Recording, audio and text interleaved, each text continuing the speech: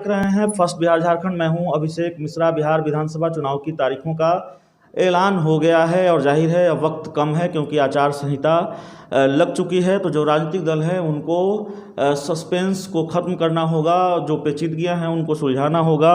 हमारे साथ बातचीत करने के लिए हैं रालोसपा के राष्ट्रीय प्रधान महासचिव माधव आनंद जी। अब तो चुनाव आयोग ने भी सब कुछ क्लियर कर दिया है, आप कब क्लियर करेंगे? देखिए, सब कुछ तो क्लियर ही है। हम लोगों ने इंडिकेट तो कर ही दिया है कि महागठबंधन में अब कोई गुंजाइश नहीं बचा हुआ है। जिस तरह कोरोना वैश्विक महामारी का रूप ले चुका है, उसी तरह महागठबंधन भी उस महामारी के चपेट में आ गया। और कहा जाता है कोरोना के बारे में कि जिन लोगों का इम्यून सिस्टम कमज़ोर होता है उस पर ज़्यादा अटैक करता है।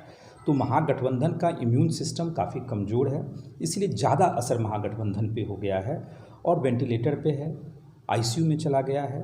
तो उससे बाहर निकलना महागठबंधन के लिए मुझे लग रहा है कि बहुत ही मुश्किल है।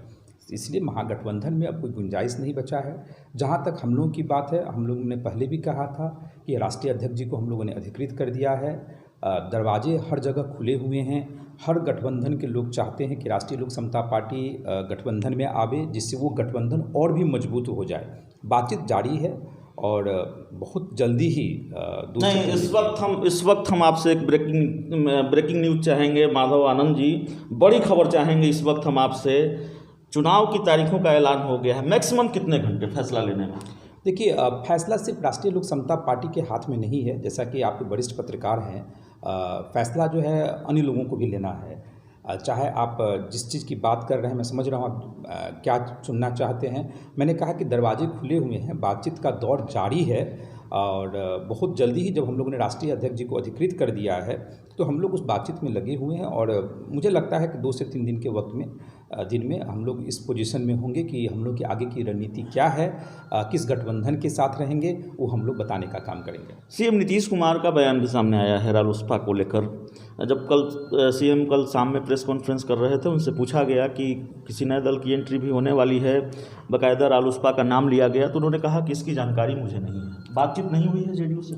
देखिए, माननीय मुख्यमंत्री जी ने आप ध्यान देंगे तो उनके पुराने स्टेटमेंट देखेंगे रालोसपा के नाम पे पहले वो क्या बोलते थे, और कल उन्होंने ऐसा कुछ नहीं कहा। उन्होंने कहा कि भाई मांझी जी को लाए हैं और बीजेपी के घटक दल रहे हैं 2015 में, बीजेपी को सोचना है। तो कहीं से उन्होंने ऐसा निगेटिव नहीं कहा। और हम लोगों ने भी तो ऐसा नहीं है कि अभी हम लोगों ने निर्णय ले लिया है कि हम लोग को कहाँ जाना है। तो कहा ना कि राजनीति में बातचीत चलती रहती है और हर चीज़ कैमरे पे नहीं बोला जा सकता है। लेकिन जो आपने कहा कि 2 से 3 दिन में हम लोग इस पोजीशन में होंगे कि क्या आगे की रणनीति हम लोग की क्या होगी, वो हम लोग बताने का काम करेंगे। बातचीत बीजेपी से चल रही है, बीजेपी के बड़े नेताओं से चल रही है? देखिए, स्वाभाविक है, जब अभी चुनाव का वक्त है, अब जिससे भी बात होगी, मैं नहीं कह रहा हूँ किससे बात हो रही है नहीं हो रही है, जिससे भी बात हो रही तो शीर्ष नेतृत्व से ही बातचीत जैसे हो रही है। और जल्दी ही बिहार के विकास के हितों को ध्यान में रखते हुए, बिहार के जनता के नब्ज को जानते हुए, अपने कार्यकर्ताओं के मनोबल को ध्यान में रखते हुए जो उचित निर्णय होगा वो हम लोग लेंगे। हाँ, एक बात मैं ज़रूर कहना चाहता हूँ कि महागठबंधन में अब कोई गुंजाइश नहीं बची है, इसलिए आगे का रास्ता हम लोगों ने मोटे तौर पे तैयार कर लिया है। अब वक्त है कि खुलासा करने की बात है, तो उसके लिए हम आपको 2 से 3 दिन का वक्त देना पड़ेगा। एक आखिरी सवाल है माधव आनंद जी। जाहिर है एनडीए के बड़े नेताओं से बातचीत चल रही है, बीजेपी के बड़े नेताओं से बातचीत चल रही है, संकेतों में आप ये कह रहे हैं।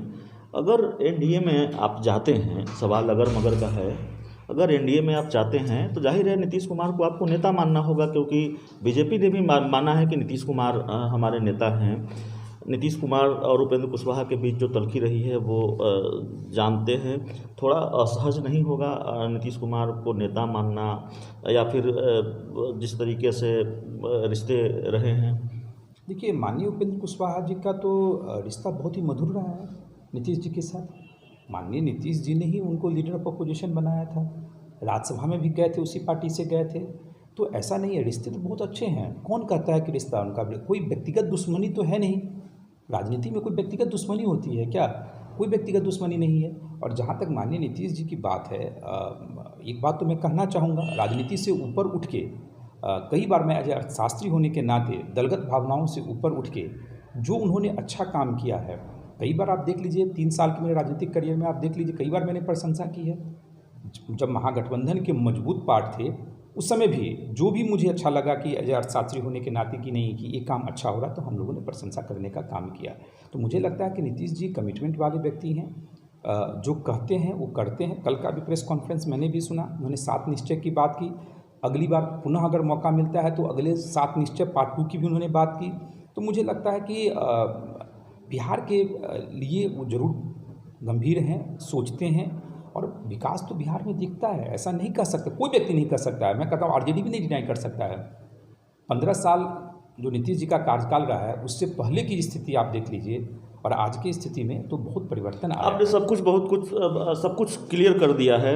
छोटा सा सवाल है कि क्या शक्ति सिंह गोहिल या कांग्रेस और आरजेडी से बातचीत के सारे रास्ते बंद हो चुके हैं, और क्या हम ये माने कि 1-2 दिन में हम ऐसी खबर भी देख सकते हैं, ऐसी तस्वीर भी देख सकते हैं कि उपेंद्र कुशवाहा सीएम नीतीश कुमार से मिलने पहुंच रहे हैं, उपेंद्र कुशवाहा बीजेपी के प्रदेश अध्यक्ष डॉक्टर संजय जायसवाल से मिलने पहुंच रहे हैं? जरूरी नहीं है कि मुलाकात फिजिकल मुलाकात हो, क्या जरूरी है? तो खबर आ जाए फोन पर बात। आज के डेट में तो डिजिटल का ज़माना है, वर्चुअल का ज़माना है, तो जरूरी थोड़ी कोरोना का टाइम है, सोशल डिस्टेंसिंग के नियमों का भी पालन फोन पर बात हो जाएगी। तो बातचीत में हमेशा करके बातचीत तो चलती रहती है। तो ऐसा नहीं है कि अध्यक्ष जी को और या मुझे जो है फिजिकली कहीं जाना पड़े। हो सकता है कि बातचीत करें, बहुत सारे चीज़ जो इस पोजीशन में मैं अच्छा, किसी एक नेता का नाम बता दीजिए एनडीए के जिससे आपकी बातचीत हुई हो। देखिए, बातचीत में बोला ना कि बातचीत का दौर चलता रहता है। आप कितनी बार भी पूछेंगे तो मैं यही बताऊंगा, बातचीत जो है का दौर जारी है।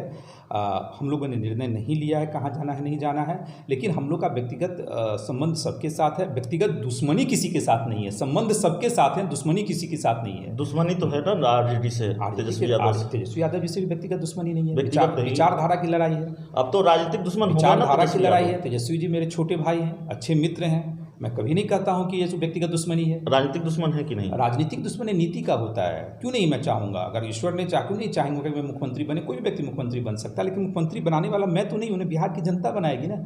बिहार की जनता का आशीर्वाद किसको मिलता है वो बिहार की जनता डिसाइड करेगी, और वो वक्त आ चुका है। 10 नवंबर को पता चलेगा कि किसके नेतृत्व में सरकार जैसे बिहार में जैसे मिलेगा। क्या आप ये मानते हैं कि बिहार की जो मौजूदा स्थिति और परिस्थिति है, मौजूदा वक्त में सीएम नीतीश कुमार से मजबूत चेहरा कोई नहीं है दूसरा सीएम का?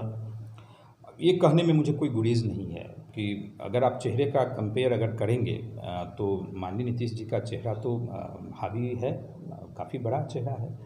15 साल तक मुख्यमंत्री रहे हैं, लोकप्रिय हैं। आखिर लोकप्रिय हैं तभी तो बिहार की जनता ने 15 साल उनको मौका दिया। आने वाले 5 साल में किसकी अब सरकार बनेगी, किसकी सरकार रहेगी तो वक्त बताएगा, लेकिन लोकप्रिय नेता तो हैं, विजनरी लीडर तो हैं, उसमें कोई दुमत वाली बात नहीं है। बीजेपी इतनी बड़ी पार्टी है, उसके बावजूद भी बीजेपी अगर नीतीश जी को नहीं छोड़ी तो आप अनुमान लगा सकते हैं उनमें कुछ न कुछ तो दैवीय क्षमता है। बिहार के हितों को ध्यान में रखते हैं, परिवारवाद की बात नहीं करते हैं। तो इन सारी चीज़ों को ध्यान में रखते हुए मुझे लगता है बिहार की जनता सोचेगी, और हम लोग भी उन सारी पहलुओं को ध्यान में रखते हुए। देखिए, एक बात तो तय है कि राष्ट्रीय लोक समता पार्टी को हर गठबंधन चाहती है कि मेरे साथ रहे। उपेंद्र कुशवाहा जी एक कद्दावर नेताओं में से एक हैं, जो वोट बैंक उनका है, उनके साथ है, और सब लोग जानते हैं। तो वक्त है, अब तो करेंगे 2 से 3 दिन का वक्त का इंतजार कीजिए। तो बड़ी खबर दे दी है, रालोसपा के राष्ट्रीय प्रधान महासचिव ने मैक्सिमम अधिकतम 72 घंटों का इंतजार करना होगा जब रालोसपा कोई बड़ा फैसला ले लेगी। हालांकि तय है सब कुछ, और पहले से ही ये खबरें चल रही हैं, और उसको डिनाई नहीं किया है रालोसपा ने, या फिर रालोसपा के बड़े नेता हैं माधव आनंद ने। उपेंद्र कुशवाहा महागठबंधन छोड़ रहे हैं, तो महागठबंधन तो छोड़ रहे हैं, लेकिन सवाल यह है कि क्या एनडीए में जा रहे हैं?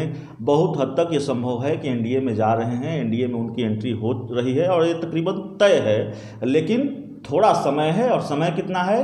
72 घंटा अधिकतम। तो इस इंटरव्यू में इतना ही। धन्यवाद।